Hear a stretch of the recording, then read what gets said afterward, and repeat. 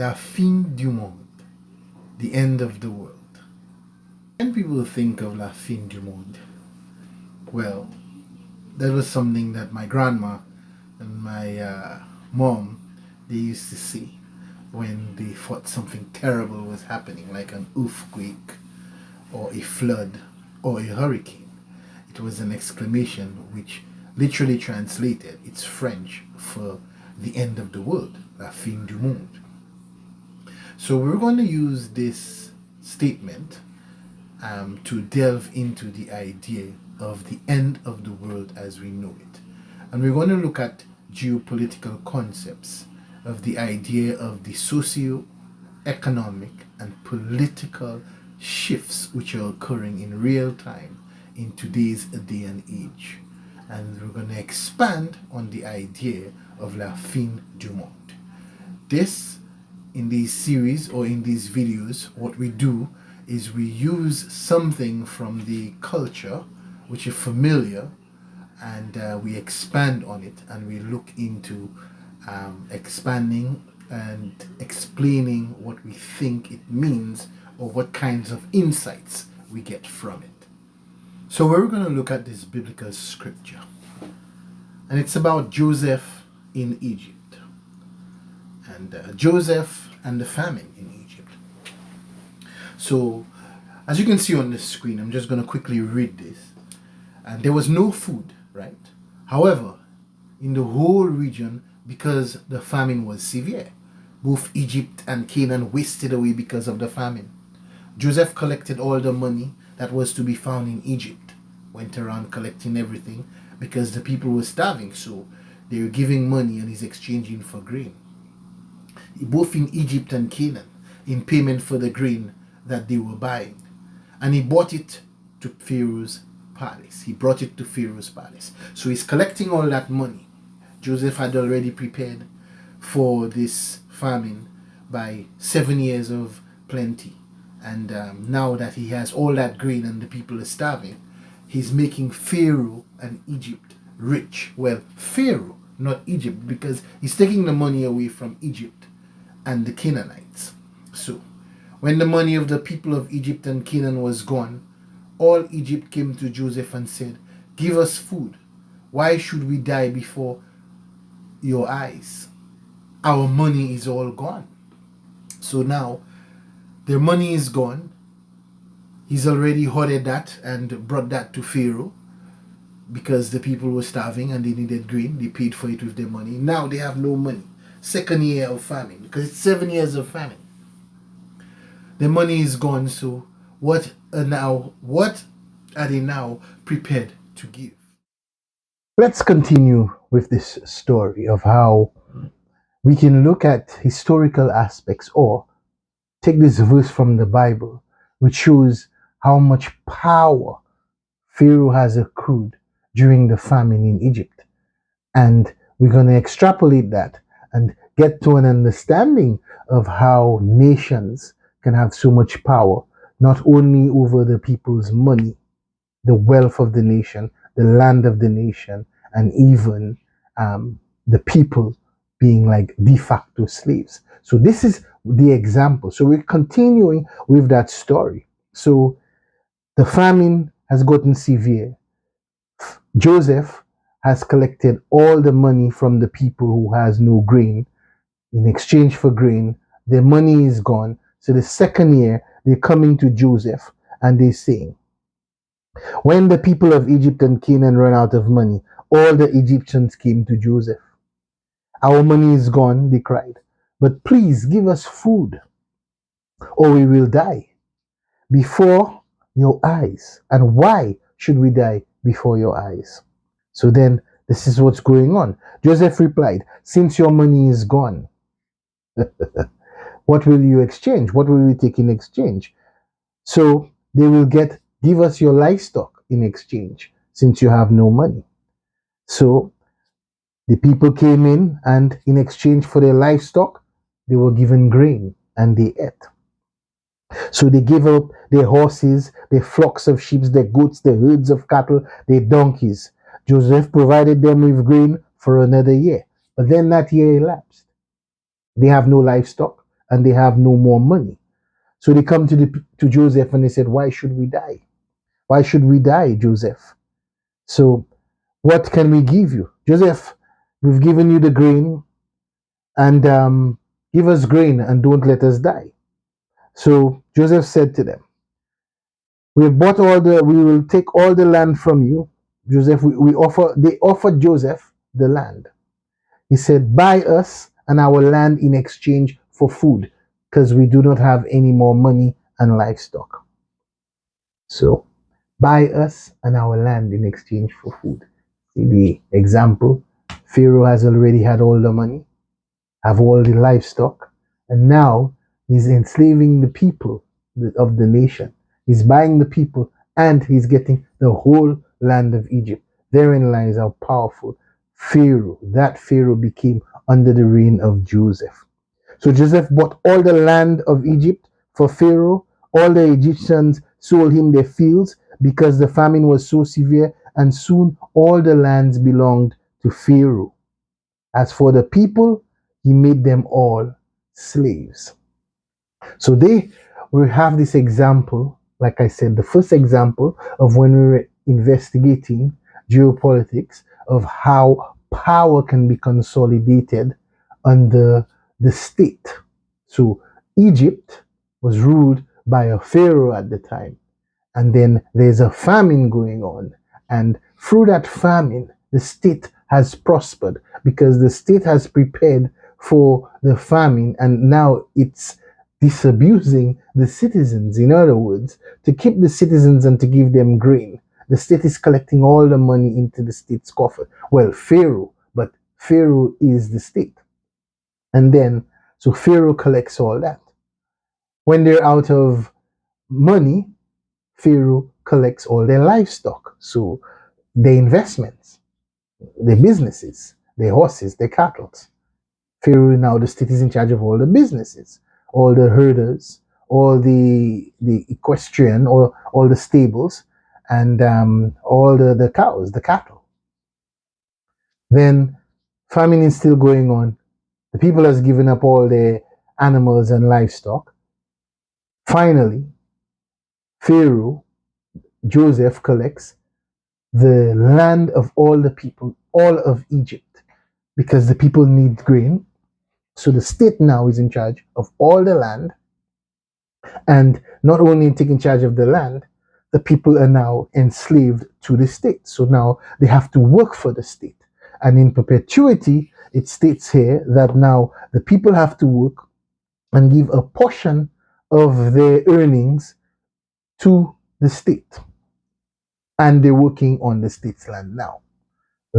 So remember serfdom, and the ancient regime, which is thousands of years later in Europe, when they had the serfs and the kings, and so the people were working on the king's land. And so we will get into that, but just remember that. But so this is the first example of how power is consolidated under the state. The second example that we will give here comes from the Bible again.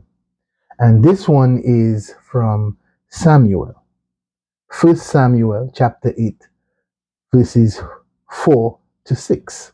Or 1 Samuel chapter 8, verses 4 to 22. And in that one, it explains that the Israelite people asks Samuel, who was, at those days, it was the priest who were leading the people. They didn't have a king. But because Samuel's sons, they thought, were unfit, they asked for a king. So you see that history of rulers and people in charge. So the Israelites, in the biblical context, and that historical time, or in that verse, are asking for a king. Before that, they never had a sovereign, a king ruling over them. So it says that seeing the unsuitability of Samuel's sons, the Israelites ask him to appoint for them a king to govern over them. So they never had one sovereign governing over them, but they went and asked to have a king.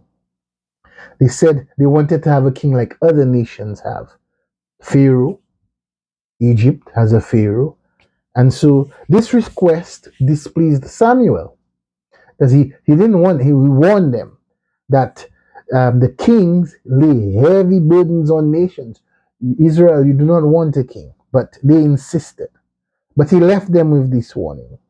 And he said to them that, he said, the Lord is displeased, right? Because the Lord said to Samuel, give the people what they want. Give us a king to lead us, they said. So the Lord said, I brought them out of Egypt until this day, forsaking me and serving other gods. So they are doing to you. Now listen to them, but warn them.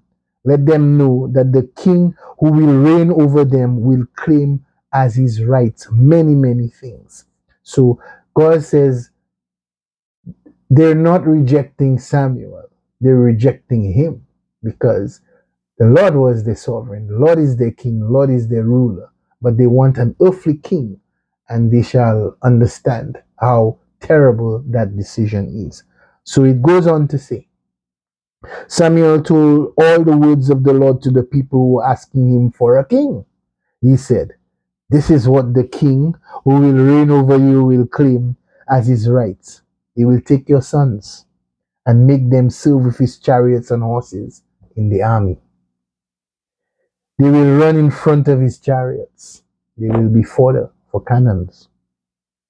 Some he will assign to be commanders of thousands and commanders of fifties, leaders making decisions of sending men to go into war. Others to plow his ground and reap his harvest, men to work and slave and work hard for very little. And still others to make weapons of war and equipment for his chariots, scientists to build bombs, nuclear bombs, and terrible things that will be used against mankind. He will take your daughters to be perfumers, cooks, and bakers. Self explanatory.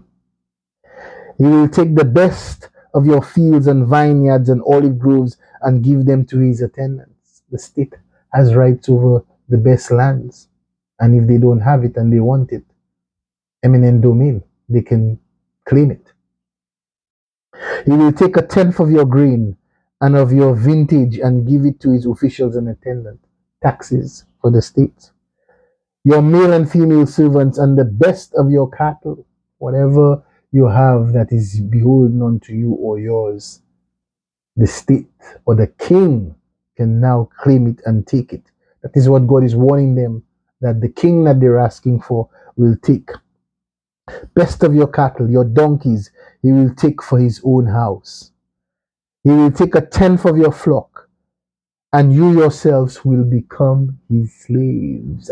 That king you are asking for, you yourselves shall become his slaves. When that day come, you will cry out for relief from the king you have chosen, but the Lord will not answer you on that day. So be careful. This is the example of Israel asking for a leader, a human earthly leader. So we're building up this idea of the state using examples from the Bible of how in geopolitics you have the power, political power, economic power, whether it is the state having power, monetary power, and social power. So we're looking at examples and then we're going to all bring it together in due time. Another example that we're going to look throughout history is from the Roman Empire of Constantine. And this one brings in the power of politics and the power of a philosophy or deity of the church, because it was Constantine, right? So you have Constantine the First or Constantine the Great. And what he did, he converted to Christianity. It's very famous. I think it's essential if you want to do research on the Roman Empire and the idea of church and state and the power of the nation. Because this is an example of how you can consolidate people under an ethos, right? So, what Constantine did was by converting as the emperor, he now has the masses of the Christians behind him or supporting him. So, kind of this divine right to rule, because our emperor is now believing in our faith, then we shall fight for our blood, sweat, and tears for our emperor, because our emperor is being led by the God that we believe in. So it is said here that some people argue that Constantine's conversion to Christianity was politically motivated. Okay, Constantine ascribed much of his political success to the grace of his Christian God. But this is an example of how the melding or the intersection from the Roman times of church and state. And Constantine was one that set up the Council of Arles and Nicaea. And you've heard of the Nicene Creed from the Catholic Church.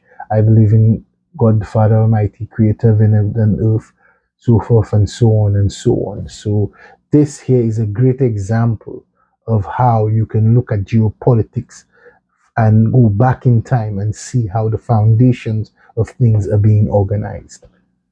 Now, let's jump to the ancient regime or kings in Europe, which now we have the remnants still existing of the monarchy. You know, recently there was a crowning of a new king of Britain. But for our purpose here of discussing the power of politics and the build-up of economics, money, economics, politics, and socio aspects for geopolitics. We will look at this idea of the divine rights of the king. So we're breaking down examples in different times, or from the Bible, from the Roman Empire, and now we're looking at the medieval times and also more modern times of what has come out of the regimes that set off from Europe and expanded out into the Americas, into Australia, into New Zealand, and into the Caribbean. And these ancient regimes or these monarchies, the Dutch monarchy, the French monarchy, the English monarchy, the Portuguese, Spanish, these monarchies had something around the time that they called the divine right of the king. So, divine rights of king. So, we're going to explain that. So, move from the Pharaoh, move from Constantine, sometime during the time of the after in the 15 and 1400s all the way up to the 17th and 1800s, you have before they had, you could see the culmination of the storming of the Bastille. So when you think of the French Revolution and the also the American Revolution, it was almost like throwing off the yoke of the ancient regime or throwing off kings and monarch rule over people. But what enabled the ancient regime to have these people under their thumb were the examples of for example, feudal lords having the people work, they own all the land, and the people are working on the land of the king and giving a percentage of the grain or most of it to the king. You hear that idea of let them eat cake in the French revolutions, because the rich are so powerful and have so much money that and the poor have nothing. But this idea of the divine rights of kings, remember we spoke about Israel wanting a king and the Pharaoh having collected on the Joseph all the land, the money, and even enslaved the people, having them work and give a percentage of their labor and produce to Pharaoh, even in those days, from the biblical explanation of that. So, the divine right of king is a political and religious doctrine of royal absolutism. It asserts that a monarch is subject to no earthly authority, deriving his right to rule directly from the will of God. The king is thus not subject to the will of his people, the aristocracy, or any other estate of the realm, including the church. The doctrine implies that any attempt to depose the king or to restrict his powers runs contrary to the will of God and may constitute treason. So here we have the example where you have in the time of from the medieval times, this now come where on the books on the laws are stating that kings are ordained by God to rule. And so not only does the king, so we're looking at the themes, have all the economic power, the land, the resources.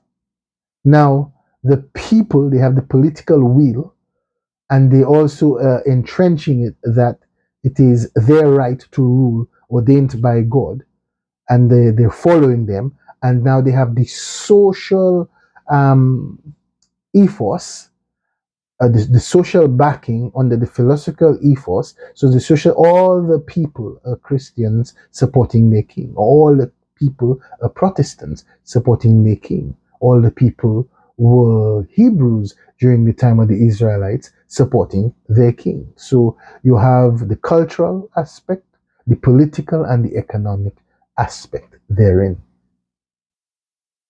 So let's tie this up nicely into a nice, beautiful bow when we're looking at the geopolitical or the power of the state, the economic power, the political power, and the cultural influence. So when you say, when you will I look at, or many people look at international development and international relations, they look at soft power, hard power, military, and they look at and soft power, cultural influence. For example, some states may call themselves um, Muslim states or Islamic states. Some states may call themselves Christian states, right? Um, then you look at the power of the economics, where certain states are imperialist in the sense that you may use their money as reserves, or they may fund you or support you with funding and monetary support. And then there's the political aspect of it, where they say the carrot or the stick. The military aspect of it or the funding aspect of it. But the political aspect can be that legitimacy. They may, for example, they can delegitimize North Korea or Iran by making them pariahs on the international stage and saying that politically they're not part of the United Nations. They're not part of the community of nations. They're not following certain rules, and a particular set of nations can rally against them and say, for example, they're not a legitimate member of the club. So the powerful nations might say, we're ostracizing certain nations because they're not following certain rules. Some of the rules the powerful members may not even be following those rules. Some of the treaties that certain nations like the US may be putting pressure on certain countries to adhere to, they themselves are not even adherents to, like the International Criminal Court. America is not a signatory to that, but they want to take people to the court to be tried. So it's a matter of that political aspect that we have so much power. We can enforce our politics on other sovereign states. And then the economic aspect, the US dollar. And there's a lot of talk about de-dollarization and the use of the US dollar, sanctions, and how confiscations of Venezuelan funds or Iranian funds to prove a point or to hold it back from that country, and that is the economic aspect of it. So, like I said, we're going to wrap it up. And what I want to bring the point across is that the changes which are going on in today's world. So we look at this historical aspect, and we started off with la fin du monde, the end of the world. So in other words, what it really means is not that the world is going to be hit by a asteroid or there's going to be flooding or sunshine. Most likely, the end of the world as we know it is the end of the political paradigm, the end of the economic paradigm, the end of the social paradigm as we know it. And that's why I'm delving into these topics to build this up, to show you that in the Bible, during the time of Egypt, there was a paradigm. During the time of when Israelites were out of Egypt, they were forming the Israel nation, there was a paradigm, a way the world was set up, powerful nations, not too powerful, economics, money, kings, and nation states rulers, and all that. And during the Roman Empire and Constantine, there was a paradigm. The Roman Empire was a very, very powerful empire. It's actually spread Christianity all the way to Europe, and then from Europe, Christianity entrenched in France, in Germany, and then that in itself ended up in Italy, ended up spreading to the so-called New World, to South America, when the explorers or the conquistadors and the Europeans set sail from Europe after 1492 to spread Christianity with papal bulls and that direction into the New World. So this movement and these paradigms are what, when you look at history, you want to thread through, to pull that thread that shows you tidbits of its foundations, its beginnings, its entrenchment into societies, its different colors, its different ways of becoming and exposing itself within different societies at different times. So right now, very interesting times we're living in. So those three topics we were looking at is the economic aspect, the political aspect, and the social aspect. So you could say in ancient times that would have been the kings, the leaders, the pharaohs, the politics, right? War, um, how you relate to other Egypt and Pharaoh nations, Canaan, and political dealings of nations or groups of people. And then you have the cultural, the major cultural derivative at the time, where the group of people, this is the philosophical or the belief, Islam or Christianity. So these are the three things which are very all changing at the same time in this day and age that we're living in real time, and major upheavals, not just tiny tremors, huge movements. And you have kings, the ancient regime, you could see with the passing of Queen Elizabeth, it is marking a change in a time, in a paradigm of ancient regimes coming to an end, because how the monarchy continues, or the idea of monarchical rule continues to exist, is being questioned, not only by Canada, Caribbean islands like Jamaica, Barbados, and even in New Zealand. You also have the idea of the Commonwealth being questioned now. Its use recently, there have been talks about the Commonwealth Games possibly not having a place to exist, or nobody wants to fund the Commonwealth Games. So the idea of the Commonwealth is being questioned, which is an offshoot of this monarchical rule of the ancient regimes. Then you have the questioning and the rise, through the rise of China, you have this questioning of the economical paradigm, the economic paradigm of the world, where you're hearing about de-dollarization, They're questioning the use of the US dollar as the powerful money. So when you think of, for example, ancient Egypt, when Egyptian probably ruled the world, then you think of Rome and the Roman coin. And the Roman money was powerful from Europe all the way to Africa, right? So in this day and age that we're living, the US dollar is the same. It's powerful all around the world. It is the most widely used foreign exchange, and it is also used as reserves for independent countries all around the world. But that paradigm seems to be shifting as many nations are now questioning the use of the US dollar. So now the economic paradigm is being questioned.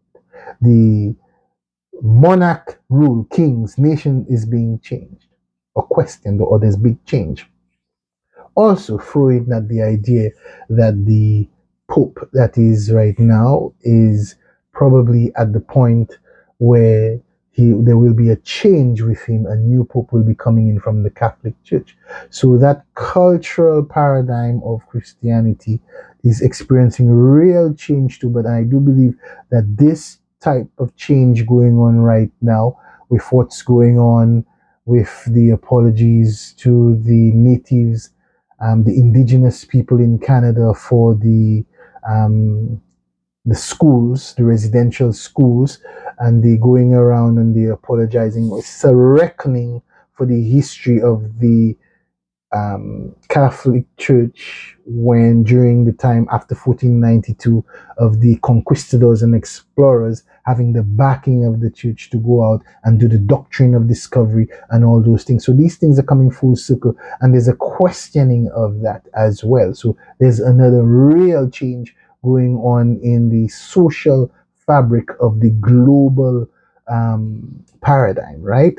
And so you have the idea that you have Christian states, or Greco-Roman Christian origin states, like the United States may want to consider itself that, Canada and many, many other nations.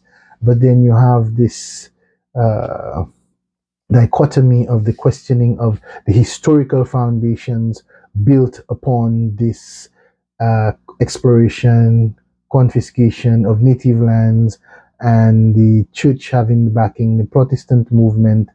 And so now people are looking at some people may call it revisionist history, but it's not. It's a look back and re-understanding of all those things that has contributed to where we are today, and these real changes going on. So you have, like I said, the dollarization, the stock of the. You also have new technologies and new ideas coming in as well, with cryptocurrency and digital currencies. So providing destabilizing of the existing paradigms, just like a revolution, money revolution, economic revolution and changes. So China is becoming a very powerful state, both politically and economically, and it's now upsetting the what used to be a bipolar system. So this is the final idea that we're going to look into. So the other political idea is, when you think of bipolar system, it was probably because of the East versus West, two poles, right? And in that time, that was after World War II, where you had communism and democracy, basically, just to make it simple. That's how they framed it. You were either on the communist side or you were on the capitalist democratic side. But there was a Cold War between those two ethoses. The idea of the Soviet Union and its allies, or the people it was seeking to influence, and the Western alliance, led by America and its allies and the people it was sought to influence, and how they had to maintain this global balance, or there was this race of supremacy to prove that capitalism and democracy was the better ethos, or the better way of living for the globe, rather than communism. But now you have this idea that, after the fall of the Soviet Union, it was thought that it was the end of the bipolar, and it was a unipolar, with America being the only superpower and the most dominant country. So its politics, its money, and its cultural influence reigned supreme.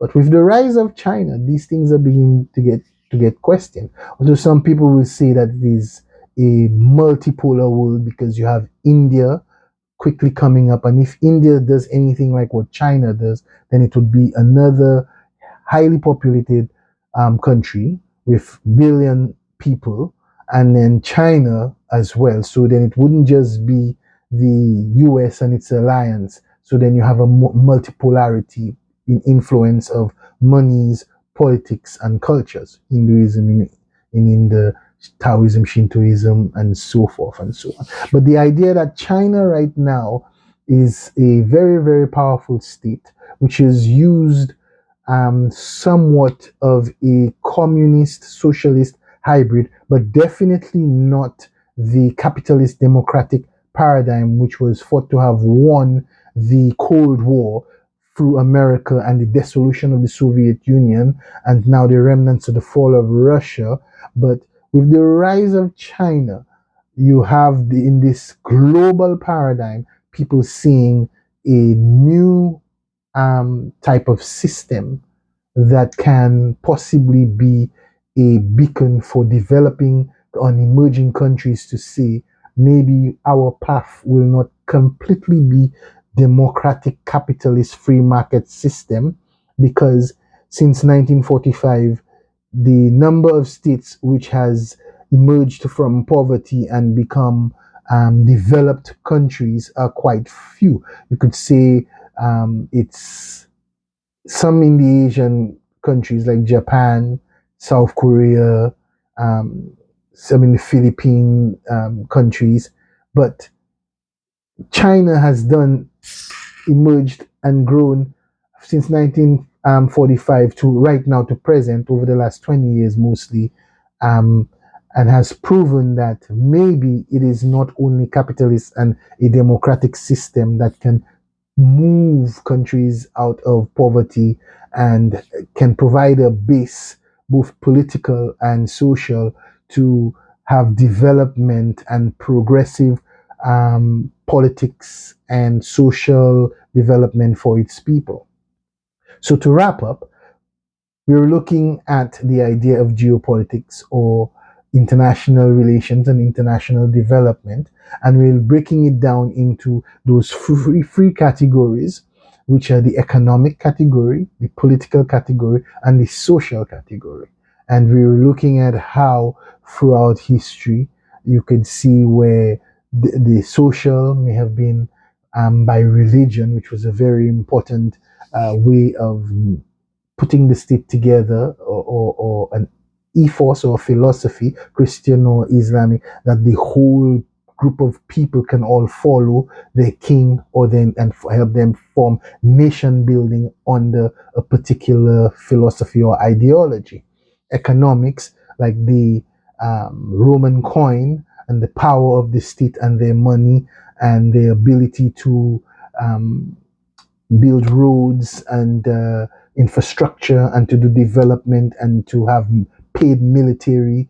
And so we're looking at that from the Roman time and Constantine and Pharaoh. And now we're existing in a time where that is now China and the United States of America and its allies now having this idea of very powerful militaries and very powerful nations, and even influenced by China by brokering a deal between Iran and Saudi Arabia, and brokering deals in the Middle East, and then now having more legitimacy on the international states. So their influence is becoming bigger as well. So you have the social aspect, the economic aspect, the money of the idea of de-dollarization, the idea of BRICS wanting to set up a currency for trading.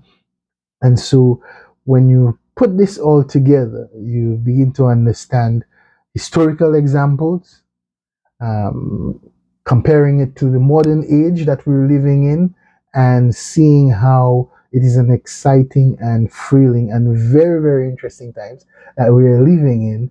And when you think of the coin, the crown, and the cross, which is what I use to break down the social aspect, the economic aspect, and the political aspect when looking into political science, international development, and global studies. So, this was our little spiel for the day, going along looking at just ideas that you pick up historically or biblically, or even in general, and trying to make sense of it by starting off with a Creole or French, something from the Creole culture, which is a French phrase, la fin du monde, which is the end of the world, but and thinking that it's not the end of the world as the physical dissolution of the world, but the end of systems, and looking at that as a video giving some explanations. So if you like the content, please hit the like button, subscribe, and we'll see you around for the next one.